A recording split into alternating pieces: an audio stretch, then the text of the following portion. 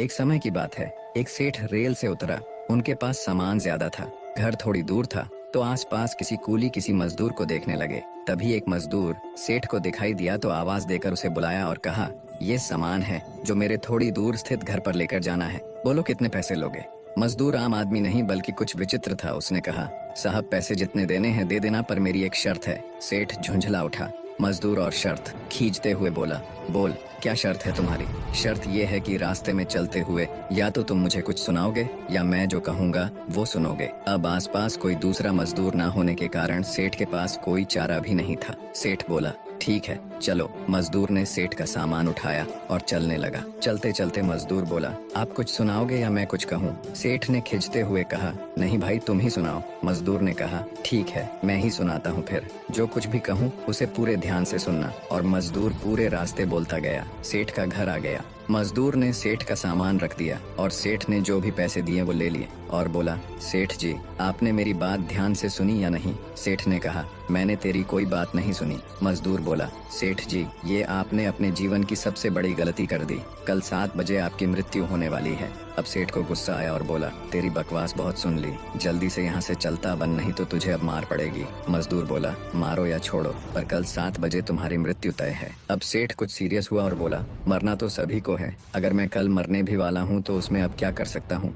मजदूर बोला, मरने वाले तो हो आप, इसे तो कोई टाल नहीं सकता, पर तुम अब भी मेरी बात सुन लोगे तो वो तुम्हारे मृत्यु के बाद भी काम आएगी। सेठ बोला, अच्छा सुना, मैं तेरी बात अब पूरे ध्यान से सुनूंगा। मजदूर बोला, मरने के बाद जब तुम ऊपर जाओगे तो तुमसे पूछा जाएगा, पहले तुम पाप का फल भुगतोगे या पुण्य का? तब तुम कहना, पाप का फल भुगतना चाहता हूँ, पर साथ साथ पुण्य का फल आंखों से देखना चाहता हूँ। इतना कहकर मजदूर चला गया। अगले दिन ठीक 7 बजे सेठ की मृत्यु हो गई। ऊपर गया तो यमराज ने वही सवाल पूछा, बोल पहले पाप का फल भुगतेगा या पुण्य का? सेठ को मजदूर की बात याद थी तो बोला, मैं पाप का फल भुगतने के लिए तैयार हूँ, पर साथ साथ पुण्य के फल को आंखों से देखना चाहता हूँ। यमराज बोले, ये क्या बात हुई? यहाँ तो बारी बारी तुम्हें अपने कर्म भुगतने पड़ेंगे। सेठ बोला, फिर मुझसे पूछा ही क्यों? अब पूछा है तो उसे पूरा करो। पृथ्वी पर तो अन्याय होता बहुत देखा है, पर यहाँ तो मुझे ये उम्मीद बिल्कुल भी न थी। यमराज सोच में पड़ गया। बात तो सही कह रहा है, पूछ कर ही गलती कर दी। अंततः विवश हो यमराज सेठ को ब्रह्मा जी के पास ले गए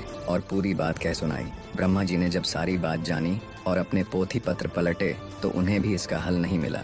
कोई ऐसा नियम नहीं था जिससे जीव की दोनों इच्छाओं को साथ साथ पूरा किया जा सके। ब्रह्मा भी विवश हो सेठ को परमात्मा के पास ले गए। साथ में यमराज भी था। परमात्मा के पास पहुंचे तो उन्होंने ब्रह्मा और यमराज को वापस भेज दिया। अब रह गया सेठ, तो ईश्वर ने कहा, बोलो तुम क्या कहना चाहते हो? सेठ हाथ जोड़ बोला, जी मैं तो शुरू से एक ही बात कह रहा हूँ कि पाप का फल भुगतना चाहता हूँ और साथ साथ पुण्य का फल आंखों से देखना चाहता हूँ। भगवान बोले, धन्य है वो गुरु रूपी मजदूर जो तेरे अंतिम समय में तेरा कल्याण कर गया। अरे मूर्ख, उस मजदूर के कारण ही तू मेरे सामने खड़ा है। तूने अपनी आंखों से मेरे दर्शन कर लिए। मेरे दर्शन मात्र से तुम्हारे सारे पाप नष्ट हो गए। अब इससे बड़ा और क्या पुण्य देखना चाहता है? निष्कर्ष, गुरु हमें कहीं भी और किसी भी रूप में मिल सकता है। गुरु की हर बात ध्यान से सुननी चाहिए, पता नहीं कौन सी बात कब काम आ जाए। सभी गुरुओं को मेरा सत सत नमन। जीवन में सही मार्ग दिखाने वाली ऐसी ही और वीडियो के लिए हमारे साथ जुड़े।